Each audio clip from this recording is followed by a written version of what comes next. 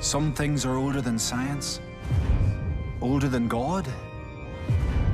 The earth has its own secrets. And if you get close enough, you'll hear it.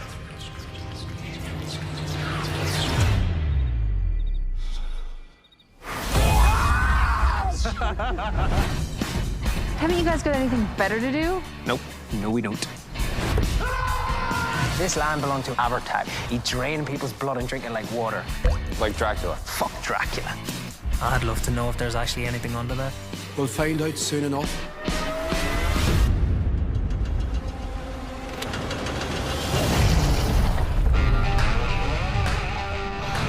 I saw something weird. Whose foot's that? Fuck this, I'm out! There's a vampire on my set! That wee fucker tried to bite me! This isn't Dracula. People don't get turned from a fucking bite. They get turned by the stones from Abertag's grave. Fucking move, will ya? We need better weapons. Are there any ideas in there? What about sunlight? I mean, that is the #1 vampire killer. Burn, you bastard! Oh, shit. If Abertag binges all night, the whole town's gonna be dead as fuck. I moved to the wrong fucking town. You're a shite!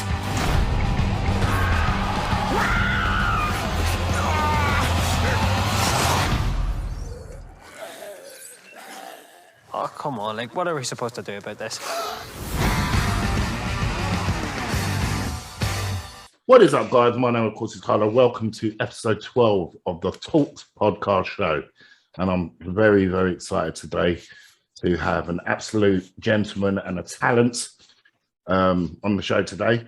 Mr. Nigel O'Neill is in the house. How you doing, sir? Hello there, Carl. How are you, man? You all right? Not bad, not bad. Thank you so much for doing this. I am a massive fan. I actually found out about you about 2 months ago. Believe it or not, I watched Bad Day for the Cup. Yes, right. And absolutely loved it. Absolutely loved it. I thought it was an amazingly cool film. And then I was chatting about 2 weeks ago to my friend Paul, and he said to me, "Here, have you seen the trailer for this new vampire movie?" He said it looks absolutely hilarious. He said it's out on Shudder. I said, I don't know, what is it? So he sent me a clip of the trailer, which was obviously Boys from County Hell. And then that night, we both rented it at the same time on Shudder, and we absolutely loved it. And I was like, do you know what? I've got to find Nigel and get him on the show to talk about these films, because they are just amazing.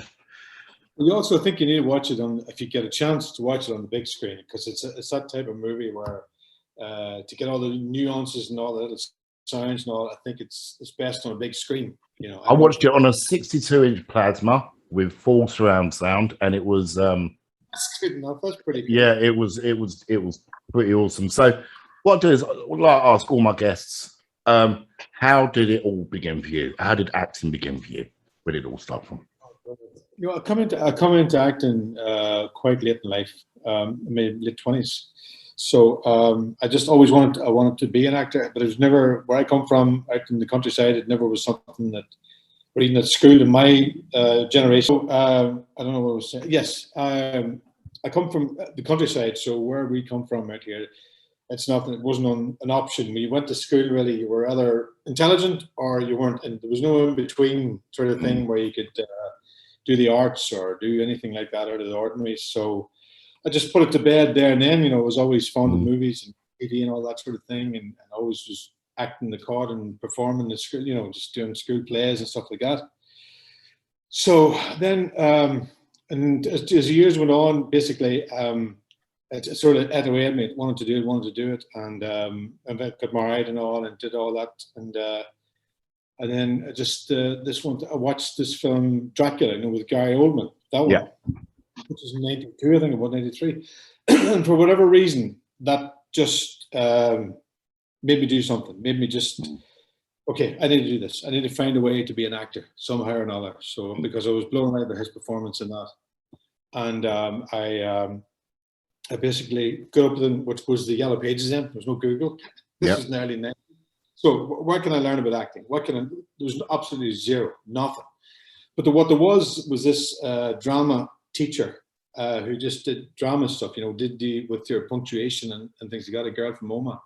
Her name was Anne, as far as I remember. It's that long ago.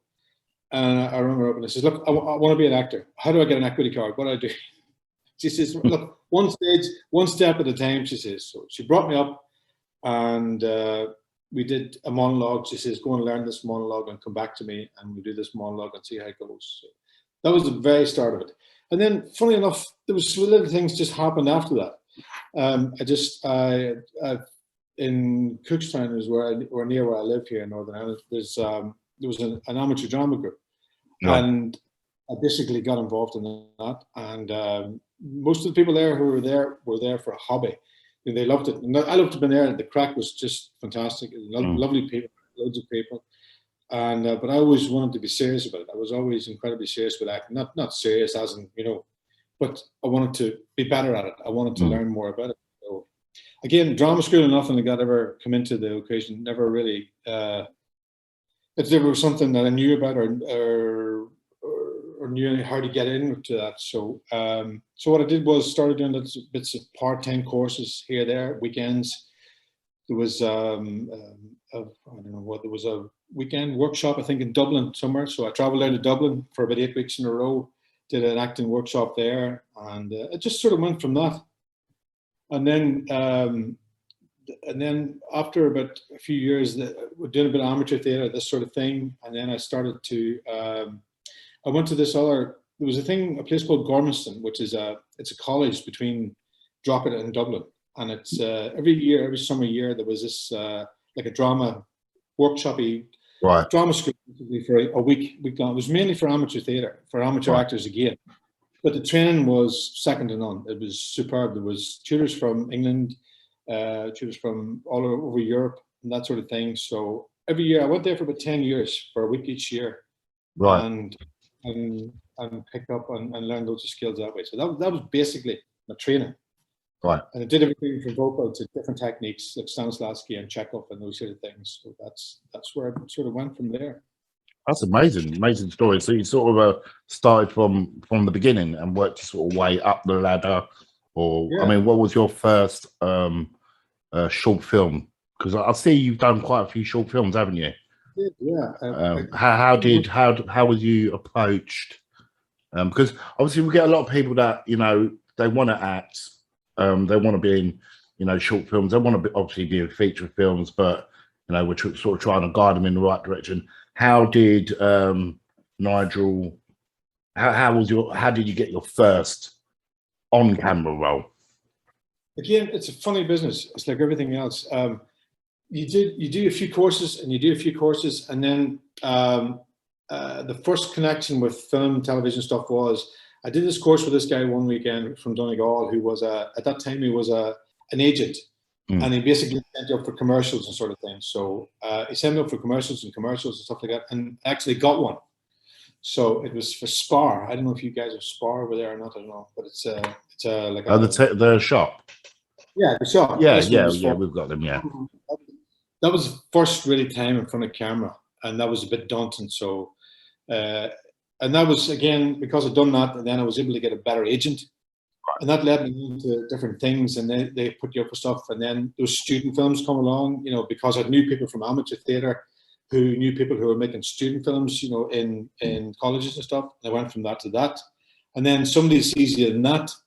And then they ask you, you know, can you be in my short film and that sort of thing. So I can't remember the very first one I did, but I did loads of them at the start, and then through different things, and then I got this. Then, well, big breaks, or if you call it the biggest break for me, was when I got this audition for this film. It was a low budget feature that they shoot here every year. They do a low budget feature in Northern Ireland, right? And it's something. I think it's like a £250,000 budget thing, And I got this audition for this anyway, and it was just another audition. So you go and you do the audition, and it was for a film called Behold the Lamb. And I finished up. I got it. I got the audition. It was incredible. Wow. It was such a moment in my life. Like it was the first time I was going to be lead. Me and a girl called Aoife Duffin.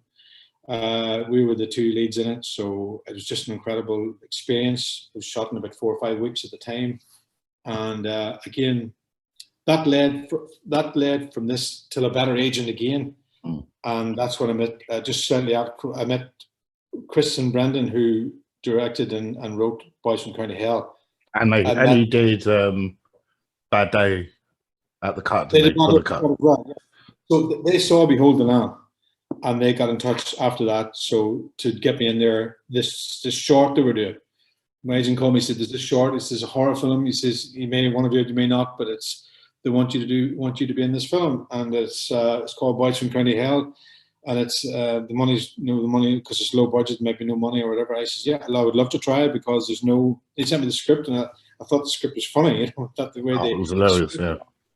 Yeah, so that was my first introduction then till working with Chris and Ben. We did this short feature, this short film called Boys from County Hell.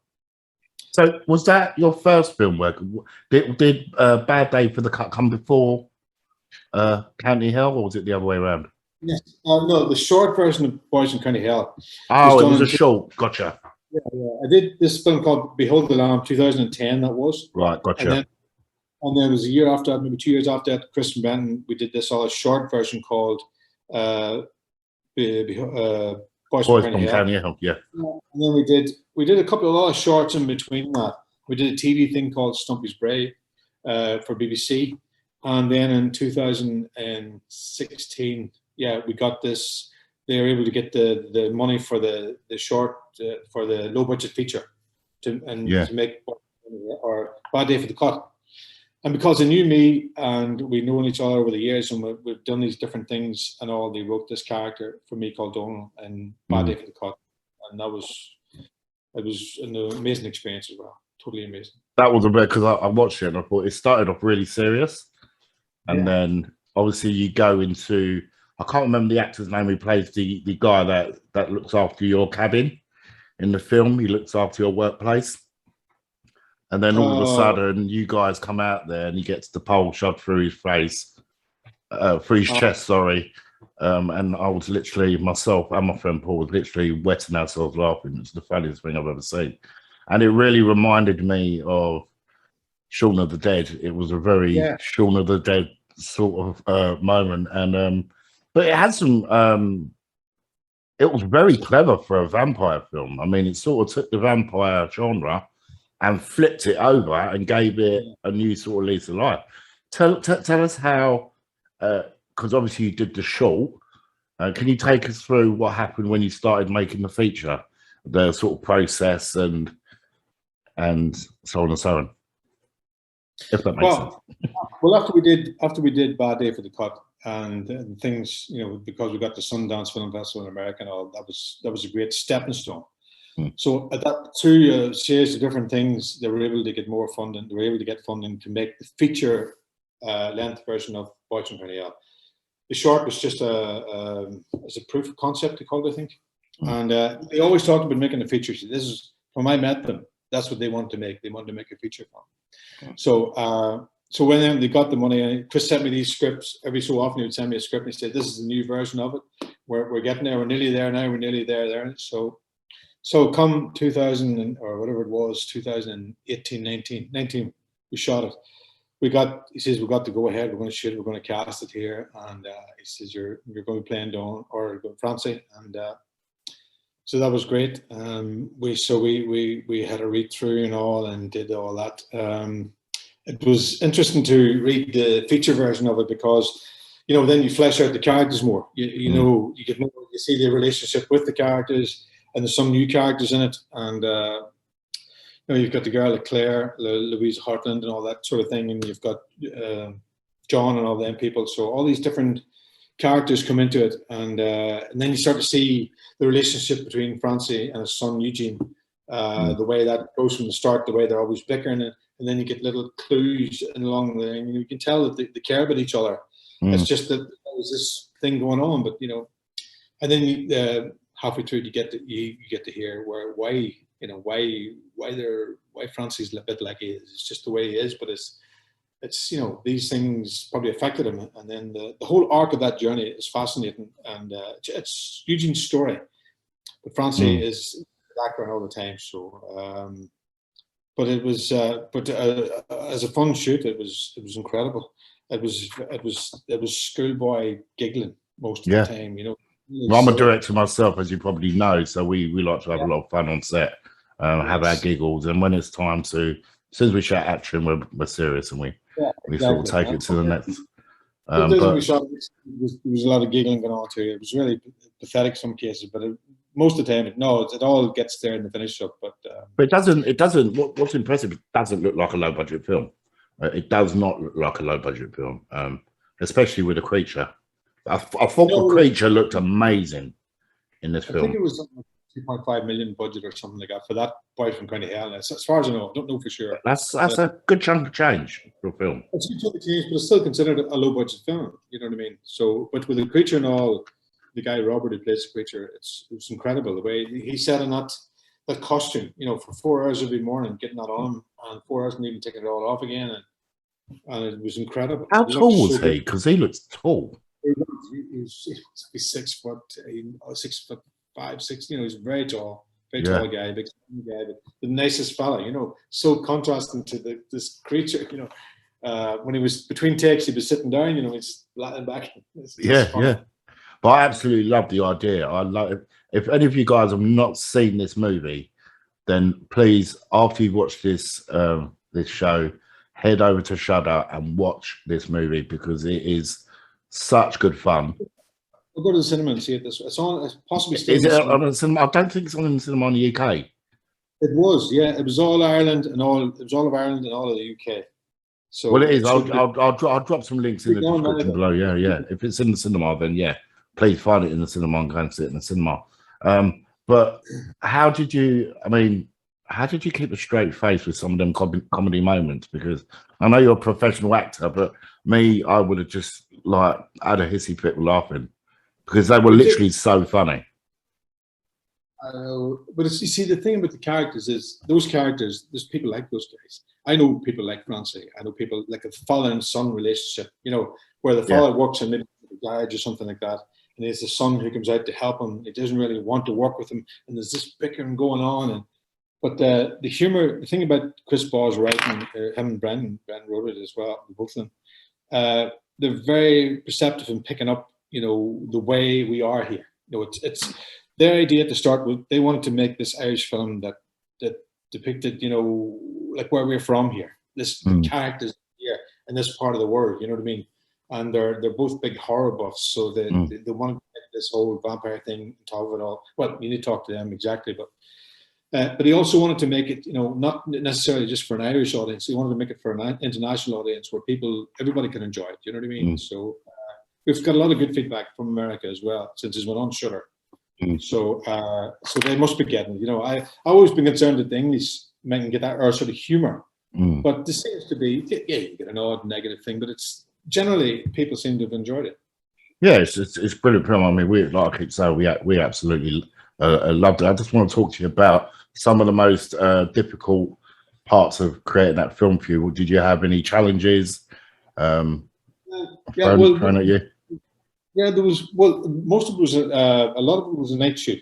So we shot it in May, and that was a time when the shortest days really, where it was getting dark at maybe 10 o'clock, and then it was maybe coming light again about 4 o'clock in the morning. So we had this sort of short space. The most challenging scene probably was that one where the pole, the pole goes through. I don't want to give you any spoilers, but that was shot during the night, and there was a lot of physical stuff for that, and the technical thing about getting all that right and moving it all over and shooting all that and doing it in 2 o'clock in the morning and trying to find something in yourself to give to the character. So that was shot over, I think, maybe about 3-4 nights. There was a point where we had to leave it because we got a real storm one night and we near lost a lot of the equipment and everything.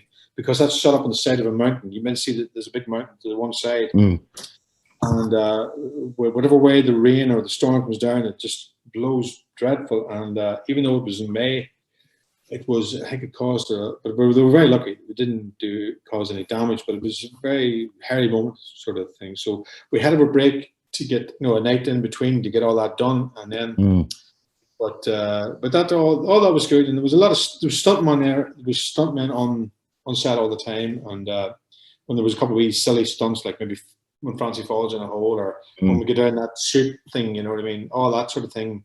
They do it best, and then they show you how to do it. So, but it was great fun. It was great to be. It looked like it was about. I mean, I want like that scene you just explained to me looked like it took a hell of a lot of work, and I was trying to figure out, was this done on a green screen? Was this, he must have been sort of rigged up with some cabling or something like that. I was rigged up at one point. Yes, at one point I was rigged up, and I don't know where Charlie Hart's character was rigged up as well. It possibly could be so we could see each other at the end of it. But that was great. Hold on, basically. So yeah, going back to, because I do practically perfect myself in my own films, and I know how challenging it is, and I know how long it's sort of the preparation, setting it up, and obviously you find that you're paying actors, but the actors are spending most of the time just waiting around for these sort of things to be set up. And I was trying to sort of suss out how they actually did that, and it looked like he must have been on sort of suspended backwards on some sort of a rig. Would you say that's correct? How did they pull that off? Because that looked pretty. I don't want to give secrets away, but the pole thing. Yeah, when he's on the pole, because he sort of slides down the pole, doesn't he? He's like on the pole. Yeah, there was some of that CG. Yeah, there was some of that, and there's some sort of rig going where he could climb up the pole. So I don't know. There was some sort of thing made for that, but it looked incredible, and it's again. It looked great on camera. Yeah, so it was some sort of technical stuff. I think maybe where it was, and then they would take it out maybe in CGI. They would take it out, maybe cabling.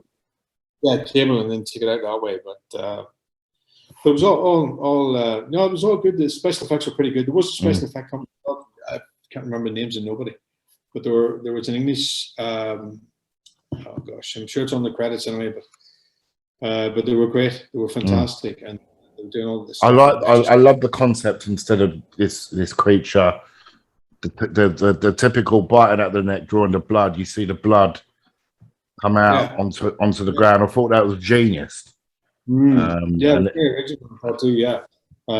looked great as well, and a lot of that would be CGI. There was a certain amount of that, with different technical things, but it was I'd never seen that before. That was a new thing to me. So that's clever. And obviously, you're a fan of Dracula. You must have thought, wow. Yeah. No, it was amazing to see it. The first time to see it on screen was incredible. Because a lot of time he was acting to axes here and there and everywhere. And then when you see all this blood and stuff, it's incredible. Yeah. So there was a lot of physical stuff from yourself in this film. Can you tell us a little bit? That must have really pushed you to the limit. Mind you, in Bad Day for the Cut, I mean, you couldn't get more physical than that. So you was probably sort of ready for it. No, it was physically difficult. It was because there was a lot of running about and a lot of after the vampire and all that trailing along the ground and stuff. The end scene was a lot of trailing on the ground. That was a difficult few days, and the stuff with there was quite a few. I felt it now at the end of the day when I got to bed. I slept, but that way it was just I didn't take the bed to be rocking for me to fall asleep. So what was the most physical bit you did? What was the most physical you could? Mainly that stuff. Probably that stuff with the pole. Believe it or not, that took a lot of technical angles and shit, to get all that correct, and then doing all that. And what else was there? There was one of my favorite bits was when I don't want to spoil it for people who haven't seen it, but when he thinks he has killed the vampire, Francie, Jamie thinks he kills him, and he thinks he tells his son, no, it's all sorted, and then he hikes him out, and there was he fires him into the stairs. That was one of my favorite days because Stuntman was there, and he had all these things tied to me, so he rolled over so often, and it was just an exact, enough to break the stairs and stop there. So it was, and then there was a bit where the trolley goes towards the vampire in the corner, and again, it's just there for him. It's just there, so it's incredible. how precise them stuntmen are. They really are geniuses. They really make it look incredible. And Yeah, I don't think they get enough credit. Stuntmen these days on movies, I don't think they get enough credit for what they actually do. Yeah, it's incredible stuff to do. It really is. The simplest little things, they're so careful about it, and they're so, make sure you don't want to hurt you, not going to hurt yourself or anything like that. So make it fun for you. They do it first, and they show you just do it this way or do it that way, and so it was the first time I got a chance to do. I did a bit of stunt work on Bad Day for the Cut, but very not the same sort of level as this, but. This was great. We were riding through the town in a dump truck and everything, and all that sort of. It was just like being a wee boy. Yeah, but I bet you had a lot of fun though, because it does look like a lot of fun. Yeah. How long did it take to complete the film? What was the sort of shooting schedule? And I think we were. I think it was 6 days a week. No, it wasn't. Sorry, it was 6 weeks. 6 weeks. I think there were 5 days. There might have been 1 or 2 times when we did 6, but I think that's it was a fast turnaround. It was a quick turnaround, yeah. But again, they learned a lot of stuff again from making Bad Day for the Cut, and they're great guys, and they're every time they amaze me how far they've come along every time. You know what I mean? I've known these boys for years. And, they're just great, and they use a lot of the same crew, the same DOP and the same editors and all that. And because you can see you could see the similarity with Bad Day at the Cut and County Hell. They both look like they're sort of shot in the sort of same place. Yeah. Am I right? Am I right with that? In what way? Are they both shot in the same area? Both the film they shot. Not really, no. We shot this one down near a place called Larne, which is a harbour in Belfast, where Bad Day for the Cut had 4 or 5 different locations. We had in Newcastle, which was on the sort of east coast. If you can imagine the east coast of Northern Ireland, along there, we shot a lot of stuff there. And we shot stuff in Belfast, and there was a lot of the studio. There was interiors for this film was shot in a studio in Belfast. They built a set and all, so it was really cool. All that was all great. But to me, the incredible thing about it is when I was growing up, young, on TV and stuff, all you would hear really would be American accents and English accents and that sort of thing. And the fact now that we are able to hear our own accents up on a big screen, our own mannerisms, that sort of thing is just, you never would have believed it would happen. So that to me, that was a great thing as well. Yeah, it's lovely. So let's have a chat about Bad Day for the Cut, because that's another film. That's the first film I saw of yours, and I absolutely loved it. I thought it was absolutely fantastic. I thought the storyline was very powerful storyline. Obviously, it's a mother and father sort of relationship, and a lot of people can sort of relate to that sort of scenario. A lot of people going through it at the moment, where they feel, they have to sort of stay with their mother and sort of lose their own life. So their own life sort of is wasted because they have to sort of stay and make sure their mother has the best quality of life. Tell us a little bit about how that started. Was it the same sort of scenario with County Hell, or how did that start and how did that all begin? Because NI Screen gives funding to filmmakers, and they're fantastic over here. And I don't know if I'm sure there's the same thing in England, the same sort of body. But they come to Chris and Brendan at one point and they said, look, have you got anything ready? Have you got a feature film that's nearly ready to go? And they didn't want, County Hell was a bigger budget. This was the 250,000 budget. So they said, oh yeah, we have something definitely here. We definitely have something in the back door. So come back to us and we'll send you a script. So apparently they had nothing. They had nothing. So they got writing, the pair, the 2 guys, Chris and Brendan, they got writing, and they tell me, the way they tell to me is they had a vision of a red van, and they said they had me, this actor they know, which is me. They said we'll have Nigel. I know we can get Nigel, and which was very nice of them to do that. And they started to write this story around this character, and so they wrote this story, and they got a few drafts together, and they sent it down on a screen. They loved it, and they to and fro, the drafts come and go. You know what I mean? To you know yourself. And it was a very quick turnaround. We were shooting at the time. We were shooting a short film called Captors, with Christian Branton as well. And that was the time when we were going to know where we were going to get the film, we were going to get the budget for it. But as it turned out, we didn't get it that particular year because some other crowd got it. But we got it the following year. So when we were premiering one of these short films down in Dublin, I think it was, they got the phone call to say that they're going to get the money to start shooting. This was in January, and we started to shoot Bad Day for the Cut in April. So it was quite a quick turnaround, and lovely cast of people as well, and two lovely Polish actors, Joseph and Anna, and Susan Lynch and all them, all lovely crowd of people, and it was a magical experience as well. Really, really beautiful experience. Really was. Well, so that's on Netflix. I actually watched it on Netflix. So again, guys, it's an film I recommend. Bad Day for the Cut is out on Netflix. So please check that out because it's a cracking film. Nigel is the lead in the film, which is fantastic, and he kicks ass. I must admit, he kicks ass in the film. So is there anything else in the pipeline? Can we expect? Because I was thinking to myself, a sequel to County Hell would be absolutely awesome. Yeah, well, Chris always threatened to make a. See, we're from a county called Tyrone, and that's where these sort of characters are based in. That's how we speak in this Tyrone, in this county. You know, that sort of that Jewish voice and all that, the way they talk. So that's sort of Bad Day for that. Is that sort of there's an element of that, and County Hell's got an element of that. So he talked about making a Tyrone trilogy. That's what he talked about. He's going to have to do that.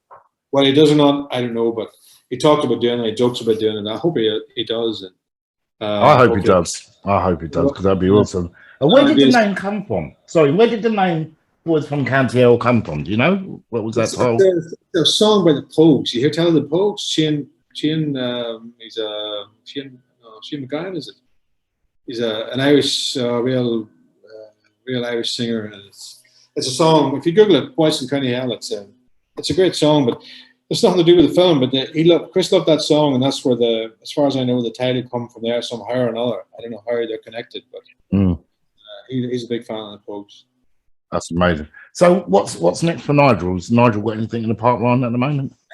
See, 2019 was a busy year. I did bits and pieces of different things. I did a couple of bits and pieces of films and feature films, and I did a couple of short things. I did another thing that was called The Black River of Ourself. It was a short again, but it's one of those pieces you show in a museum. You know, that sort of a type of thing. That was in festivals and stuff.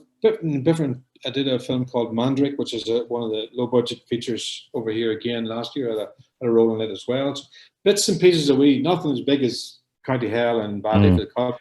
Bits and pieces in this, that, and the other, you know. And there's a TV show coming out here now called Hope Street, and I did an episode of it. It's a new TV show, BBC thing. So I did an episode of that. A couple of short films. I don't do as many short films now. I try to do ones that are different. You know, I used to get loads and loads of offers for farmers and fathers and that sort of thing, the same thing over and over again.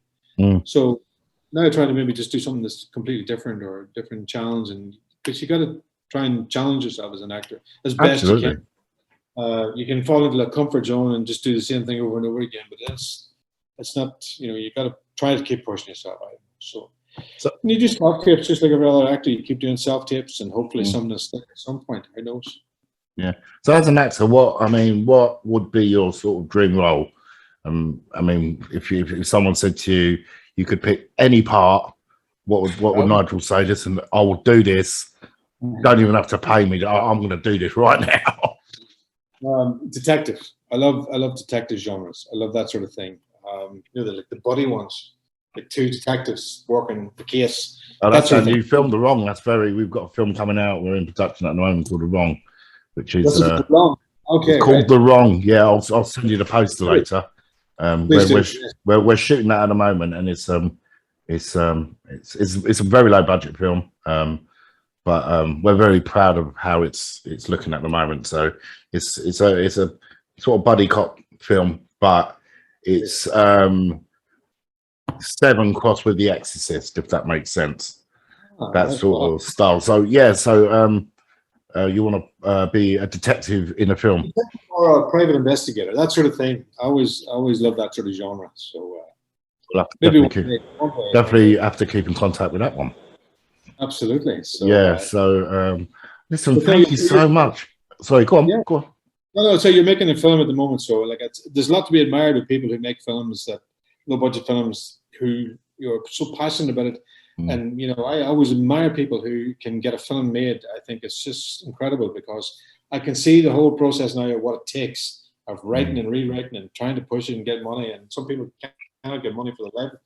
We're sort of. Because we're so, like, I wrote the screenplay. I'm directing it. I'm editing it. So I've got a lot of work on my shoulders. But you know what? I'm passionate about it and I love it. So great.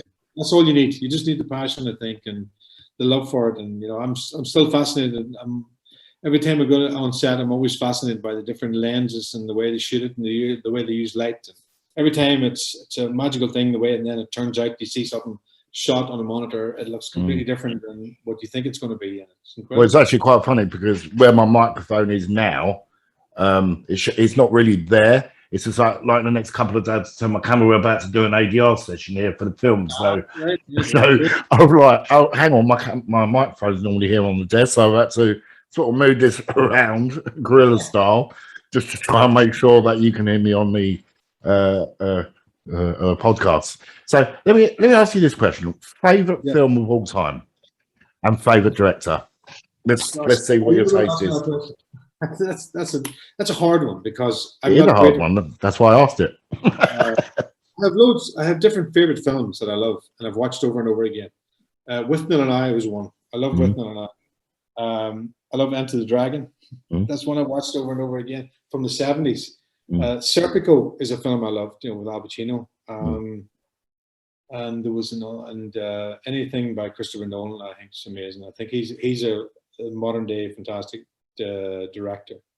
The Dark Knight was one of my favorite films. Like, Heath Ledger is just one of my favorite all-time screen characters. I think that the Joker is incredible. Yeah, brilliant films. Christopher Nolan, he did 1917. Is that right? Yeah. I haven't seen. Yeah. My friend was in that. Movie. He had a short. Well, it was a very sort of brief part, but he was, as the opening sequence with that one sort of single camera shot. Sort of panning around just as they go inside the bunker where Benedict Cumberbatch is in. He's literally just stood there like that, like a soldier. So, but yeah, I'd love to work with you sometime. We'll have to. I'll have to write something for you. So, detective. Well, we've got a chapter 2 coming out of The Wrong. We're doing in 2 chapters. We're doing chapter 1, chapter 2. So, I will definitely keep you in my phone book for that one. Good man, great. Yeah, definitely. Like I said, congratulations on Boys from County Hell. Absolutely fantastic film. I loved it.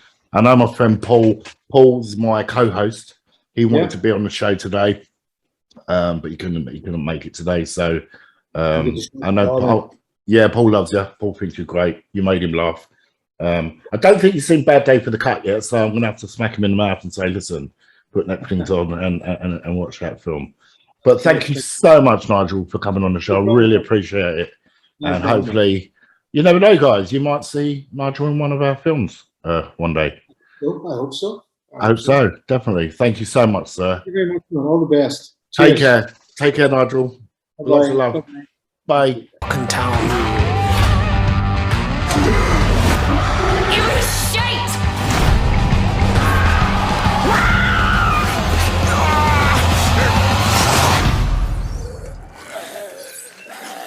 Oh, come on, like, what are we supposed to do about this?